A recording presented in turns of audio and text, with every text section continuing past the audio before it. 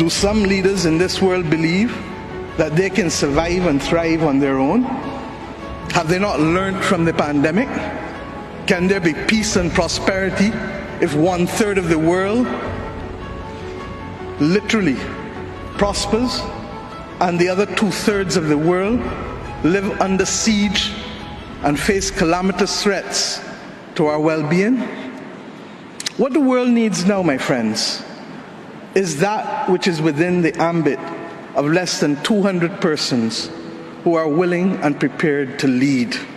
Leaders must not fail those who elect them to lead. And I say to you, there is a sword that can cut down this Gordian knot, and it has been wielded before. The central banks of the wealthiest countries engaged in $25 trillion of quantitative easing in the last 13 years. 25 trillion. Of that, 9 trillion was in the last 18 months to fight the pandemic. Had we used that 25 trillion to purchase bonds, to finance the energy transition, or the transition of how we eat, or how we move ourselves in transport, we would now today be reaching that 1.5 degrees limit that is so vital to us. I say to you today in Glasgow that an annual increase in the SDRs of $500 billion a year for 20 years, put in a trust to finance the transition, is the real gap, Secretary General, that we need to close, not the 50 billion being proposed for adaptation. And if 500 billion sounds big to you, guess what? It is just 2% of the 25 trillion. This is the sword we need to wield. Our excitement 1 hour into this event is far less than it was 6 months ago leading up to this event. Can we, with those voices and these speeches from Sir David and others, find it within ourselves to get the resolve to bring Glasgow back on track? Or do we leave today believing that it was a failure before it starts? Our world, my friends, stands at a fork in the road. One no less significant than when the United Nations was formed in 1945.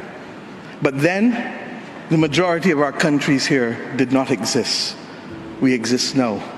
The difference is we want to exist 100 years from now. And if our existence is to mean anything, then we must act in the interests of all of our people who are dependent on us. And if we don't, we will allow the path of greed and selfishness to sow the seeds of our common destruction. The leaders of today, not 2030, not 2050, must make this choice. It is in our hands, and our people and our planet need it more than ever.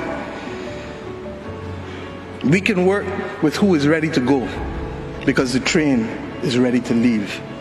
And those who are not yet ready, we need to continue to ring circle and to remind them that their people, not our people, but their citizens, need them to get on board as soon as possible.